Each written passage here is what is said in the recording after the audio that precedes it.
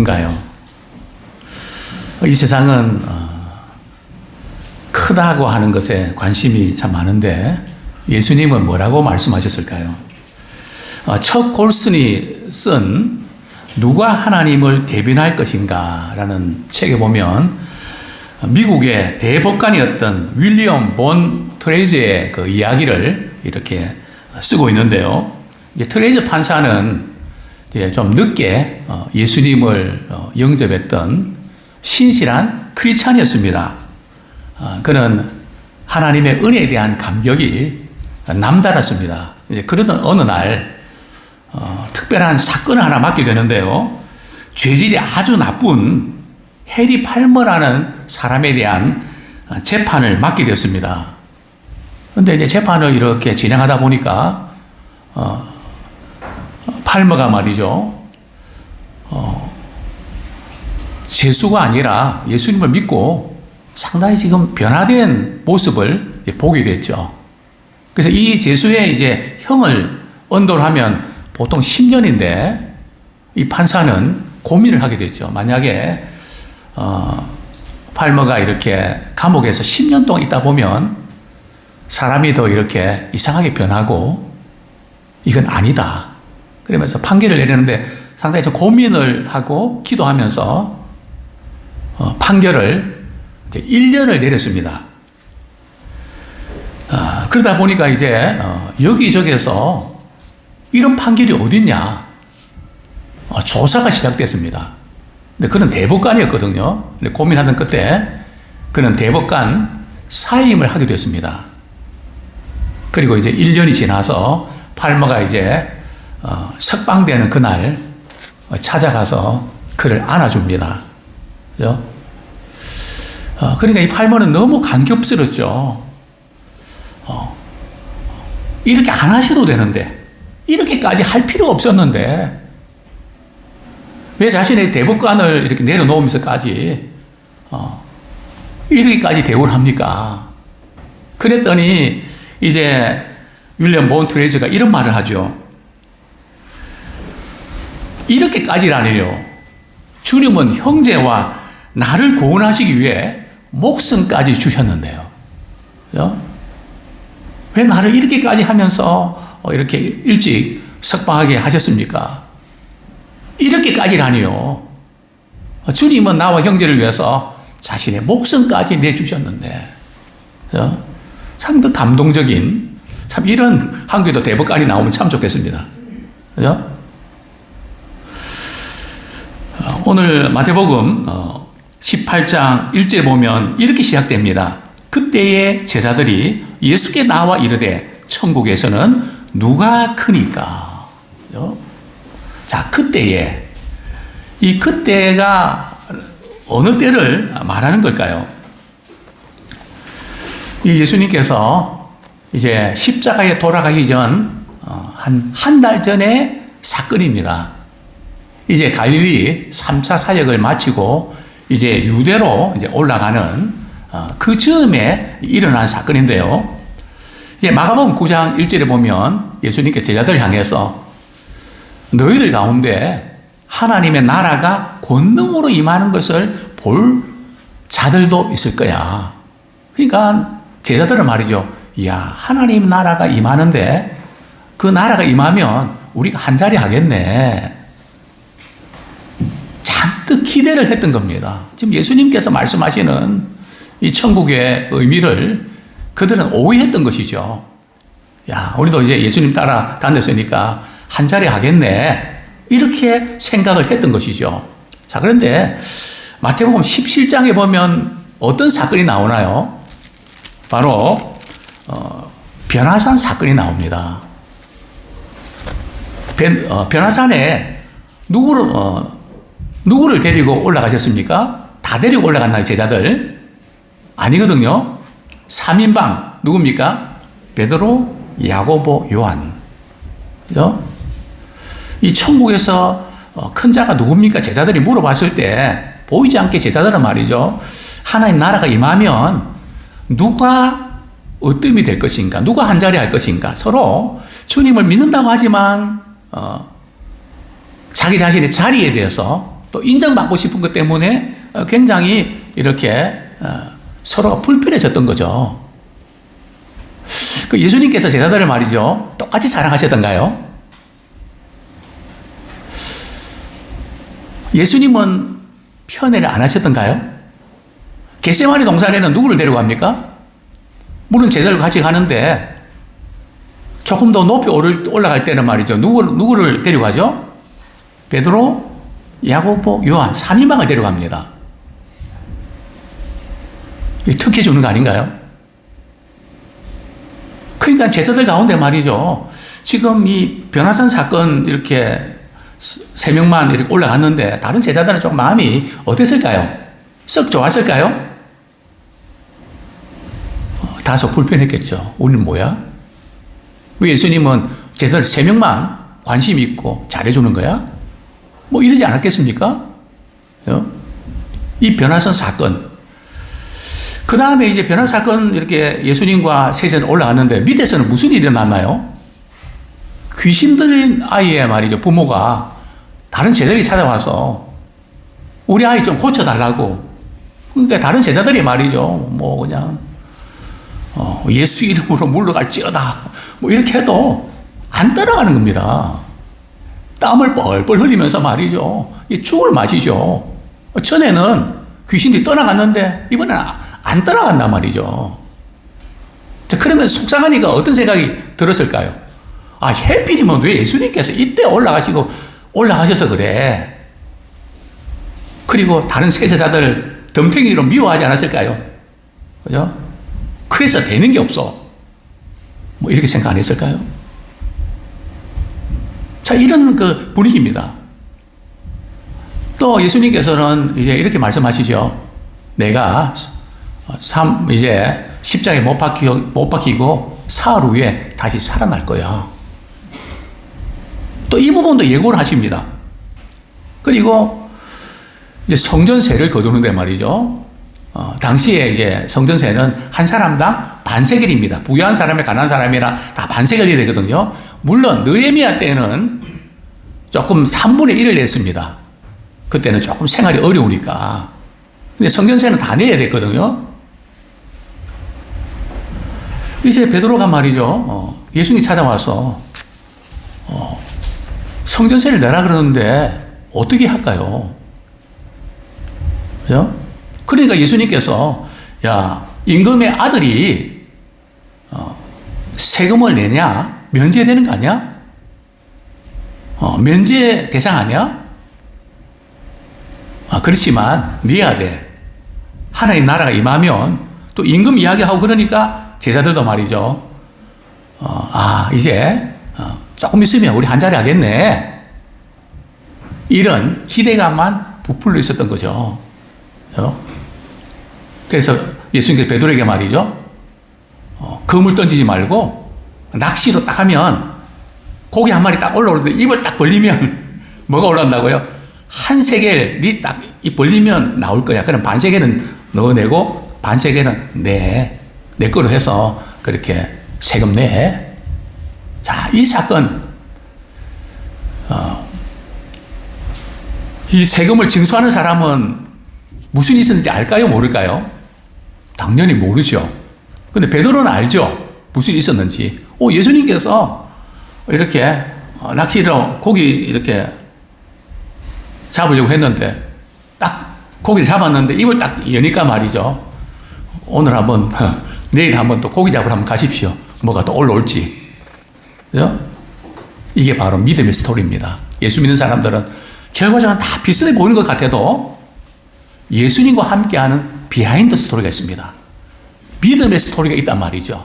아무쪼록 우리의 삶이 믿음의 스토리가 흘러넘치는 주님과 함께하는 복된 생애가 되기를 소원합니다. 자, 누가 천국에서 큰 자입니까? 이렇게 질문했을 때 우리 예수님께서 뭐라고 말씀하십니까? 처음에는 아무 말씀도 안 하시고요. 한 어린아이를 이제 불러 세웁니다. 그죠? 여자아이 같은데 조금 원문에 보면 이 아이는 사실 유아입니다. 그죠? 얘는 지금 많이 커서 지금 서 있잖아요. 그죠? 예. 어쨌든 아이를 말이죠. 제자들 가운데 딱 세워놓고 말이죠. 예, 뭔가 말씀하셨는데 여기에 이 아이는 누구의 아이일까요? 이 사건이 지금 가버나움의 어느 집에서 일어난 사건이거든요.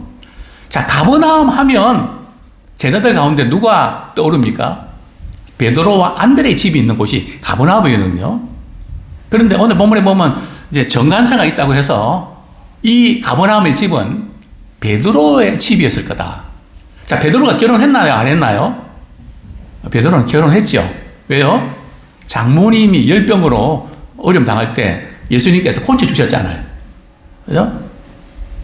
그래서 이제 아마 이 아이는 베드로의 아들일 수도 있다. 물론 성경에는 없습니다. 그럴 가능성을 말씀하고 있는 거죠. 어쨌든 아이들을 이렇게 세워놓고 말이죠. 3절 말씀 우리 같이 한번 읽겠습니다. 18장 3절 시작. 이르시되 진실로 너희에게 이르노니 너희가 돌이켜 어린아이들과 같이 되지 아니하면 결단코 천국에 들어가지 못하리라.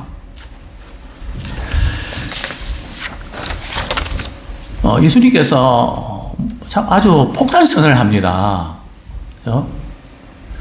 제자들의 질문은 어떤 질문입니까? 천국에서 누가 큰 사람이죠? 근데 예수님은 너희가 돌이켜 어린아이 같이 되지 아니하면 결단코 천국에 들어가지 못한다. 즉 예수님은 천국에 들어가는 자격, 요건을 말씀드린단 말이죠. 근데 제자들 다 이렇게 어른들인데 돌이켜 어린아이 같이 되지 않는다? 그죠? 그게 가능한 일일까요? 지금 예수님께서 무슨 말씀을 하시려고 하시는 걸까요? 그것도 어린아이같이 되지 아니하면 결단코 천국에 들어갈 수 없다고 말씀하셨단 말이죠. 돌이켜 우리는 어린아이같이 되어야 된다는데 그게 정말 가능한가? 이게 돌이키라는 뜻이 뭘까요? 돌이키라는 말은 원문에 보면 회개한다는 뜻입니다. 그죠? 회개해야 된다. 뭘 회개해야 된다니까요? 모든 것을 생각하고 판단하고 행동하는 데서 자기중심적인 그런 삶의 방식에서 이제는 예수 그리스도의 마음으로 예수 그리스도의 중심으로 생각하고 판단한다는 거죠. 근데 그게 안 되고 늘 자기중심이 올라올 때마다 그것을 어떻게 된다고요? 회개하고 돌이켜서 예수 그리스도의 마음을 품어야 되고 그쪽으로 돌아가야 된다는 거죠. 계속 우리 이 싸움입니다. 너 지금 무슨 마음이지? 내 마음요. 너 무슨 마음을 가져야 되지? 그리스도의 마음요. 항상 우리는 삶의 현장 가운데서 이 싸움, 이게 내 마음이 지금 작동하는구나. 어떤 마음을 가져야지? 이 마음 품어라. 곧 예수 그리스도의 마음이니. 이 부분을 회개하며 돌이키면서 우리는 예수 그리스도의 마음을 품어야 된다는 거죠. 근데 이게 가능합니까? 내 마음도 있고 내 안에 예수 그리스도의 마음이 있는데 이 두 마음이 이렇게 늘 갈등하거든요. 가능합니다. 왜요? 우리는 예수님 믿었을 때 예수 그리스도 연합되어 있거든요. 그죠? 내 안에 성령님이 계시고, 그죠? 그분이 살아계시기 때문에 지금 오늘은 내 마음이 작동했네요. 제가 예수 그리스도의 마음을 품고 살아가기 원합니다. 또 말씀이 생각나서 예수님께서 이렇게 말씀하셨지. 그럼 그렇게 살아야지. 그래서 마음 바꾸고 생각 바꾸고 행동하는 거. 그게 우리 예수 그리스도의 마음을 품는 것이죠. 그죠? 이걸 늘 돌이키는 삶을 우리가 살아내기를 원합니다. 정말 어린아이와 같이 된다는 것은 말이죠. 세상의 어떤 순서와 질서와는 정반대로 가야 되는 것을 말합니다. 세상 사람들은 전부 다 이제 큰 쪽에 관심이 많잖아요. 키도 커야 되고, 역할도 커야 되고, 모든 것이 큰 거 위주로, 대형 마트, 모든 게 커야 되잖아요. 그죠? 그러나 성경은 사이즈에 초점을 맞추는 것이 아닙니다. 사이즈가 필요 없다는 거 아닙니다. 주님 우리에게 말씀하시는 부분은 뭘까요? 그렇습니다. 여기서 이제 어린아이와 이제 같다. 이 부분을 우리가 이렇게 조금 고민해야 되는데요. 여기 이제 어린아이는 아까 말씀드린 대로, 초등학교 그때가 아니고요. 유아의 그런 때입니다. 어린아이가 자기를 낮추나요? 우리 초등학교 부모님들 어떻습니까? 어린아이들을 앉으려 그러죠. 초등학교만 돼도 높이지. 자기 주장하고 말이죠. 이 어린아이에게 같다는 게 그런 걸까요? 그런 거 아닙니다. 초등학교만 되면 벌써 어린아이들은 자기 과시하고 뭐 이렇게 자기를 높이려고 하지 절대 기죽고 뭐 이렇게 무시당하고 이런 거 못 참습니다. 그러나 유아 때는 말이죠. 자의식에 눈이 뜨지 않기 때문에 뭐 내가 예쁘게 생기고 내가 공부를 잘하고 뭐 이런 게 문제가 안 됩니다. 그죠? 차별하지 않는다는 거죠. 똑같이 대한다는 거죠. 인간적인 생각과 가치관으로 판단하지 않는다는 거죠. 그죠? 그 부분에서 어린아이 같이 돼야 된다. 예수님께서 이 어린아이 같이 된다는 말씀을 조금 설명해 주시는데요. 4절 말씀 같이 읽겠습니다. 18장 4절 시작. 그러므로 누구든지 이 어린아이와 같이 자기를 낮추는 사람이 천국에서 큰 자니라. 그죠? 어떻게 하는 거라고요? 자기를 낮추는 사람. 그죠? 자기를 높이려고 하는 사람이 아니라 자기를 낮추려고 하는 사람. 그게 이제 어린아이라는 거죠. 이 어린아이와 같이 되라. 정말 자기를 낮추는 건 뭘까요? 뭐 이런 겁니다. 우리가 최선 다해야 되는데 말이죠. 내 힘으로, 내 능력으로 내가 무언가를 할 수 있다고 자신만만한, 그게 보통 사람들의 특징 아닙니까? 그러나 예수님 믿고 난 후에 우리는 어떻습니까? 우리가 최선을 다하지만 주님이 은혜 주지 아니하시면 저는 아무것도 할 수 없습니다. 주님이 도와주지 아니하시면 아무것도 할 수 없습니다. 주님이 함께 주셔야만 됩니다. 그죠? 이전에는 뭐 말로는 그러지만 그래도 내가 뭐 잘해야 되고 내가 뭐 이렇게 해서 여기까지 온 거지. 내가 만약에 빠지면 뭐 되는 게 있는가 봐. 내가 있어야 돼. 항상 내가 이것이 강하지 않습니까? 그러나 내가가 아니라 그죠? 주가. 그죠? 그죠? 그것이 낮추는 사람이라는 거죠. 낮추는 사람이 천국에서 큰 자다. 이 어린아이 같이 된다는 건 뭡니까? 우리 이제 유아들을 키우는 부모님들 얼마나 수고 많습니까? 그죠? 잠도 설치고, 그냥 울면, 이렇게, 젖을 먹여야 되고. 성경이 이렇게 말씀합니다. 이 어린아이가 되라는 것은 베드로전서 2장 2절에 보면 갓난아이들 같이 순전하고 신령한 젖을 사모하라. 이는 그로 말미암아 너희로 구원에 이르도록 자라게 하려 함이라. 저는 우리 아이들이 말이죠.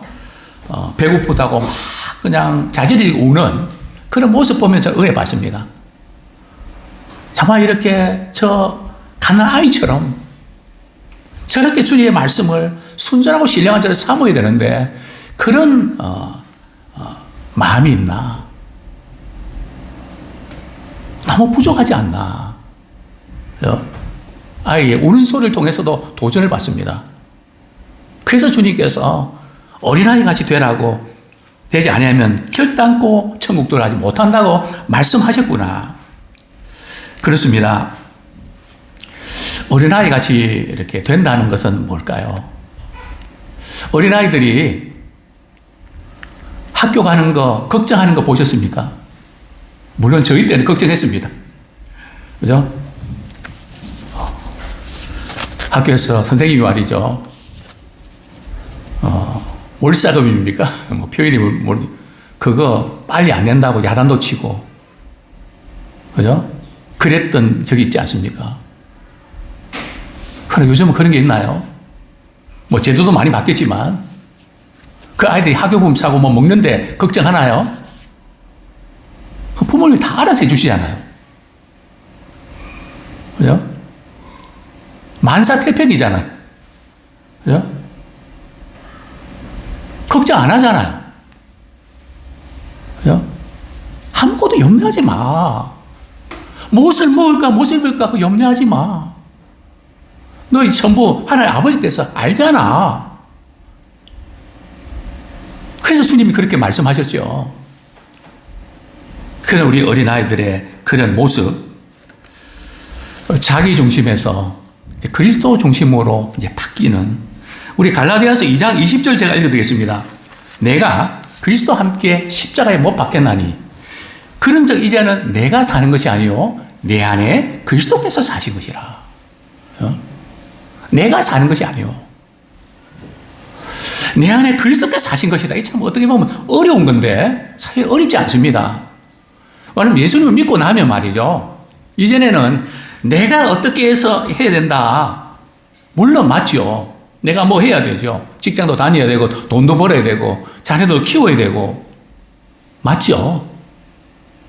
그러나 이제는 내가 사는 그게 예수 믿고 나면 싫어집니다. 왜요? 예수님이 내 안에 주인이 되시기 때문에 우리는 그저 반응하고 최선 다하는 것 뿐이지 내가 뭔가 해야 된다 안 된다고 스트레스 받고 그럴 필요가 없는 거죠. 그래서 제가 늘 자주 쓰는 표현이 있죠. 안 되는 줄 알면서 왜 그랬을까? 그죠? 우리 한계를 안단 말이죠. 전적으로 주님 의지하면서 내 안에 주님께서 사시는. 그래서 신앙생활은 중심이 바뀌는 거예요. 열심히 봉사하는 게 바뀌는 게 아니고요. 항상 내 중심으로 모든 걸 판단으로 생각했는데 말씀을 알고 주님을 알아가면 알수록 내 안에 계신 그분이 원치 않으시기 때문에 내가 하고 싶어도 할 수 없는 거죠. 중심이 바뀌는 겁니다. 그게 바로 어린아이 같이 되는 것이죠. 자, 무엇보다도 우리 어린아이 같이 된다는 것은 누구의 마음을 품는 거라고요? 예수 그리스도의 마음을 품을 때 가능합니다. 인간적으로 윤리나 도덕 아니에요. 그죠? 신앙생활이 뭐 이건 이렇게 됩니다, 저렇게 됩니다. 그걸 강조는 하지만, 그죠? 그 모든 것은 예수 그리스도의 마음을 품어야 가능한 겁니다. 거듭나야 가능한 거고요. 그죠? 그렇지 않고, 그리스도의 마음은 그게 원치 않는데 자꾸 하라 그러니까 막 짜증이 나고 신경이 나고 그런 거죠. 그러나 그리스도 예수의 마음을 품으면 그 부분은 자연스럽게, 물론 우리의 죄의 욕구들이 올라오지만, 내 마음이 올라오지만 그것을 다스릴 수 있는, 또 안 되면 이렇게 회개하고 돌이키면서 그리스도 예수의 마음을 늘 품는 그것이라는 거죠. 빌립보서 2장 5절부터 우리 8절 말씀, 2장 5절에 보면 이런 말씀이 나옵니다. 너희 안에 이 마음을 품으라 곧 그리스도 예수의 마음이니. 예수 그리스도의 마음이 어떤 마음일까요? 그분은 하나님의 본체시잖아요. 하나님이시잖아요. 그 영광을 다 버리시고 하나님과 동등됨을 여기지 않는, 그죠? 적어도 그리스도인들은 말이죠. 내가 누군데, 그죠? 내가가 나오면 안 되는 거예요. 여기지 말아야 되는 거예요. 이것이 오늘 갑질하는 거죠. 그죠? 내가 누군데, 그죠? 그러나 예수님은 안 여기셨잖아요. 내가 하나님이신데 그냥 몰라준다고 그러셨나요? 오히려 자신을 비워서 낮추셨습니다. 심지어 죽기까지 복종하셨죠. 우리가 다툼의 원인이 되는 허영, 우월감, 열등감을 해결하는 방법이 뭘까요? 우리는 그런 것이 있습니다. 우월감 아니면 열등감이거든요. 자존감이 약하다 보니까 우리가 시험에 들기도 하고 자꾸 무너진단 말이죠.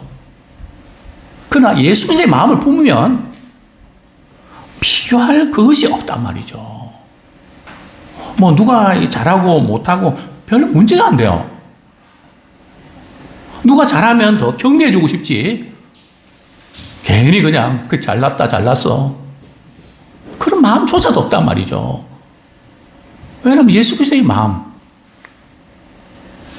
정말 이제 우리 주님 앞에 서는 그날까지 내 마음 가지고 가다가 그냥 이렇게 끝나면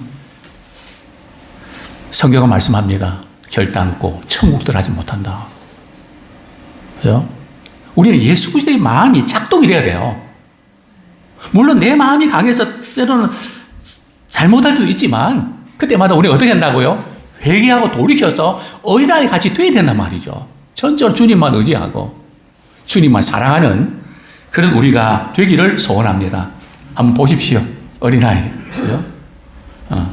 위만 바라봅니다. 그죠? 그 눈빛. 우리는 뭘 바라보십니까? 누구를 바라보십니까? 두 번째로, 우리 예수님께서 이렇게 말씀하셨죠. 4절 말씀, 5절 말씀 같이 읽겠습니다. 시작. 그러므로 누구든지 이 어린아이와 같이 자기를 낮추는 사람이 천국에서 큰 자니라. 또 누구든지 내 이름으로 이런 어린아이 하나를 영접하면 곧 나를 영접함이니. 주님의 이름으로 이 어린아이 하나를 영접해야 됩니다. 이런 사람이 천국에서 큰 사람이다. 사실은 지금 예수님께서 제자들이 천국에서 누가 큽니까? 해서 천국에서는 이 어린아이를 영접하는 사람이 큰 사람이야. 지금 예수님의 강조점은 어디 있는 걸까요? 세상에서도 큰 사람이 되고 천국에서도 큰 사람 되는 그걸까요? 예수님의 관심은 거기 있는 것이 아니었습니다. 누가 보면 누가 큰 자라고요? 작은 자가 큰 자다. 우리 누가복음 우리 한번 보겠습니다. 9장 46절부터 48절까지인데 우리 48절 한번 보겠습니다. 누가복음 9장 48절 제가 읽어드립니다. 그들에게 이르시되 누구든지 내 이름으로 이런 어린아이 하나를 영접하면 곧 나를 영접하며 또 누구든지 나를 영접하면 곧 나를 보내신 이를 영접함이라. 너희 모든 사람 중에 가장 작은 그가 큰 자니라. 그죠? 그냥 큰 사람이 되는데, 그죠? 모든 것이 크게 되는데 잘할 수 있는 비결을 예수님이 가르쳐 주신 게 아닙니다. 그죠? 예수님의 관심사는 큰 게 아니거든요. 겨자씨 말한 작은 믿음, 작은 일에 충성하면 그 부분을 강조하신 겁니다. 그런데 사람들은 그렇지 않죠. 큰 사람. 그래서 우리는 세상에서 큰 사람이 됐다면 교회에서는 작은 사람으로 섬기는 자가 되십시오. 반대가 되셔야 됩니다. 저는 우리 예남교회는 나이 드신 분이 젊은 분들 섬기는 우리가 되기 원합니다. 물론 우리 젊은 분들은 연세 드신 분들 섬기셔야 되죠. 공경하고 그래야 되죠. 그래 가정의 문제도 말이죠. 시어머니와 며느리의 문제, 며느리가 잘 못합니까? 먼저 시어머니가 손 내미세요. 내가 잘못했다. 분명히 며느리가 잘못했지만 먼저 손 붙잡고 내가 잘못했다. 그렇게 하면 며느리는 어떻게 할까요? 그래 제가 잘했는데요. 시어머니가 잘못했죠. 그럴까요? 어머님 제가 잘못했어요. 용서해 주세요. 그렇게 되는 거 아닙니까? 믿음의 우리 법칙은 세상의 그 순서와는 다르게 가야 됩니다. 그죠? 이제 우리가 자녀들이 용돈을 많이 안 주고 잘 안 주고 그것 때문에 섭섭한 분도 있습니까? 한번 이렇게 바꿔보십시오. 어버이날에 말이죠. 자녀들에게 용돈 한번 줘보십시오. 저도 주고는 싶은데 돈이 없어갖고. 예? 왜 꼭 그렇게만 돼야 됩니까? 그죠? 참 너희들 참 이렇게 수고 많고 애 많이 쓰는데 내가 좀 꼭 격려하고 싶다. 저는 그렇게 기도 하나님, 저도 그렇게 우리 자녀들에게 용돈 주고 싶은데 용돈 좀 주세요. 그죠? 우리는 그렇게 할 수 있잖아요. 꼭 받아야 됩니까? 얼마든지 우리는 그들을 위로하고 격려해서 그들이 힘을 얻을 수 있다면 뭘 못합니까? 그죠? 우리는 모든 세상의 이 부분들을 뛰어넘을 수 있고 반대를 할 수 있단 말이죠. 왜요? 주님이 그렇게 하셨기 때문에. 근데 오늘 본문 보면 재밌는 표현이 나오죠. 어린아이 하나를 어떻게 하면요? 영접하면. 영접이 뭔지 아십니까? 그냥 잘해주는 겁니까? 영접이 뭘까요? VIP입니다. 요즘 그렇더라고요. 은행에도 보니까 VIP더라고요. 그죠? VIP 정도가 아니고 하나 더 붙더라고요. 그죠? 우리 어린아이들을, 그죠? 최고로 대우하는. 성경은 말씀합니다. 어린아이들을 대하는 태도가 예수님을 대하는 태도라고요. 그죠? 왜요? 어린아이는 누가 주셨습니까? 주님이 주셨잖아요. 우리는 어린아이를 대해도 죽게 하듯 해주잖아요. 그죠? 그렇다면 어린아이를 영접하면 그냥 잘해주는 정도가 아니고요. 영접하는 겁니다. 어느 정도요? 우리 성경 요한복음 1장 12절에 나오는 말씀이 있죠. 영접하는 자, 곧 그 이름을 믿는 자들에게는 하나님의 자녀가 되는 권세를 주셨다고 하시지 않았습니까? 예수님을 어떻게 해요? 영접하며. 영접한다는 것은 최고의 예우를 갖추어서 최고로 대한다는 뜻이죠. 그죠? 근데 사실은 우리가 예수님을 영접한다 하지만 과연 예수님을 영접하고 있는 걸까? 정말 예수님을 예수님으로 우리가 받아들이고 있는 걸까? 저 자신부터 너무나 부족한, 다른 거는 그렇게 안 하면서 예수님에 대해서는 영접이 아니라 그냥 그런 모습 발견합니다. 근데 저는 이 말씀 묵상하면서 우리가 예수님을 영접해서 하나님 자녀가 되는 권세를 받았지만 더 중요한 것은 말이죠. 예수님이 우리를 영접해 주셨습니다. 그죠? 그거 놓치지 말으셔야 됩니다. 예수님이 나를 어떻게 대해 주셨지? 그죠? 아까 그 대법관 판사 말이죠. 자기의 그 대법관 그 자체를 직을 사임을 하면서 말이죠. 이 한 사람이 살려내려고 말이죠. 포기하는. 그게 너무 미안해서 말이죠. 그렇게까지 안 하셔도 되는데 어떻게 이렇게까지 하십니까? 이렇게까지라니. 주님은 나와 형제를 어떻게 해주셨는데 자기 목숨까지 내어주셨는데 그렇게 대해주셨는데 항상 우리 신앙생활은 주님이 나를 어떻게 해주셨지? 그러면 너 어떻게 되지? 주님이 너를 어떻게 해주셨는데 아내를 어떻게 대해야 되지? 남편을 어떻게 대해야지? 자녀를 어떻게 대해야 되지? 우리 신앙생활은 그런 겁니다. 뭐 내가 뭐 이게 아니라 그런 것들 우리에게 늘 올라오지만 주님이 나를 어떻게 영접해 주셨지? 내가 너희를 사랑한 것처럼 너희도 사랑해라. 네 식으로 사랑하지 말고 그 사람이 나한테 잘해주는 거 따라서 사랑하지 말고 내가 너를 사랑한 것처럼 그 사랑 흘려보내면 안 되겠니? 그죠? 바로 우리 주님은 그 사랑을 주님이 우리를 영접해 주신 것처럼 우리도 그렇게 우리 자녀들을 또 사람들을 대할 수 있기를 소원합니다. 그렇게 영접하면 곧 나를 영접하는 것이고 또 나 보내신 이를 영접하는 것이다. 성탄절 어느 이제 행사 때 한 아이가 말이죠. 이렇게 그날따라 아주 천방지축으로 막 떠들고 막 분위기를 흐려놓습니다. 이제 유년부 3학년 발표 순서인데요. 그걸 지켜보던 교육자가 조금 못마땅해 갖고 말이요. 다 이제 어쨌든 끝났는데 아까 그 아이 왜 그렇게 그냥 분위기도 흐리고 그런데 왜 그냥 뒀나 하는 식으로 선생님께 조금 짜증을 냈는데요. 그러자 이 선생님이 이렇게 이야기합니다. 전도사님, 그 아이는 아빠 엄마가 헤어져서 아빠랑 살고 있는데요. 오늘 발표회 때 엄마가 와서 이 아이가 너무 흥분되어서 그렇게 장난을 쳤습니다. 그래도 이 전도사님 너무 부끄러워갖고 말이죠. 몸둘 바를 모르면서 주님 앞에 그렇게 회개를 했다 그럽니다. 주님, 참 이 보잘것없는 이 어린아이 하나도 영접 못하면서 내가 주님을 영접했다는 것이 너무 부끄럽습니다.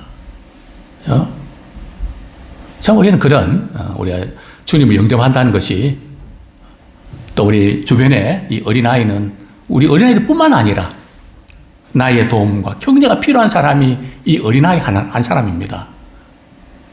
아무런 유익도 줄 수 없고 또 되돌려 줄 수 없는 그 어떤 사람. 정말 주님이 우리를 사랑해 주셨던 것처럼 우리 그렇게 사랑하는 우리가 되기 원합니다. 마지막으로 우리 자녀들을 우리가 키우면서 이렇게 대하면 어떨까요? 참 좋은 글이 있어서 소개해드리는데요. 만약 어린아이가 꾸지람을 받으면서 살아가게 된다면 남을 비난하는 법을 배우게 됩니다. 만약 어린아이가 적개심을 품고 살아가게 된다면 싸우는 것을 배우게 됩니다. 만약 어린아이가 수치심을 느끼며 살아가게 된다면 죄의식을 배우게 됩니다. 만약 어린아이가 관대한 대우를 받으며 살아가게 된다면 남을 신뢰하는 법을 배우게 됩니다. 관대한 대우를 받으면서 아이들이 살아간다면 남을 신뢰하는 법을 배운다는 것이죠. 만약 어린아이가 격려를 받으며 살아가게 된다면 고마워하는 법을 배우게 됩니다. 어떤 아이들은 고마워할 줄 모르는 아이들이 있지 않습니까? 왜 그런가요? 격려를 배우지 못하기 때문에 고마워하는 것도 모른다는 거죠. 만약 어린아이가 공평한 대우를 받으며 살아가게 된다면 정의로움을 배우게 됩니다. 성장 과정에서 정말 공평한 대우를 받지 못하면 삐뚤어진다는 거죠. 만약 어린아이가 보호를 받으며 살아가게 된다면 남을 믿는 법을 배우게 됩니다. 보호하고 이렇게 보호받으며 살아가고 있다는 걸 아이들이 느낀다면 남을 믿는 법을 배우게 되고요. 만약 어린아이가 풍성한 안정 속에서 살아가게 된다면 자신을 사랑하는 법을 배우게 됩니다. 하나님을 사랑하는데 자신을 사랑하지 못하는 성도들이 너무 많습니다. 하나님 물어봅니다. 우리 집사님은 행복하십니까? 아니요. 저는 불쌍합니다. 말이 됩니까? 주님의 피로 우리는 구원받았는데 우리 스스로 생각이 불쌍하다고요? 불행하다고요? 어떻게 된 것입니까? 자신을 사랑할 줄 모른다는 거죠. 어린아이가 친구들과의 우정 속에 살아가게 된다면 이 세상에 사랑을 배우게 됩니다. 우리 아이들, 친구들 말이죠.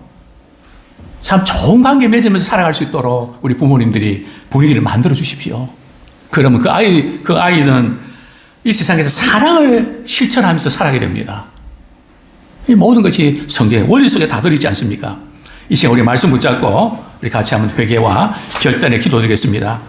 돌이켜 어린아이 같이 되어야 됩니다. 자기 중심에서 그리스도 중심으로 그리스도의 마음을 품는 우리로 회개하면서 날마다 그리스도의 마음으로 돌아갈 수 있도록 또한 예수님의 이름으로 이 어린아이 참 우리가 살아가는데 너무 급급했는데 우리 주변에 어린아이들과 정말 이 사랑이 필요한 자들 하나를 영접하는 영접은 그냥이 아니고 최고로 이렇게 죽게 하듯 영접하는 그런 우리가 될 수 있도록 우리 같이 한번 회개와 결단의 기도 드리겠습니다.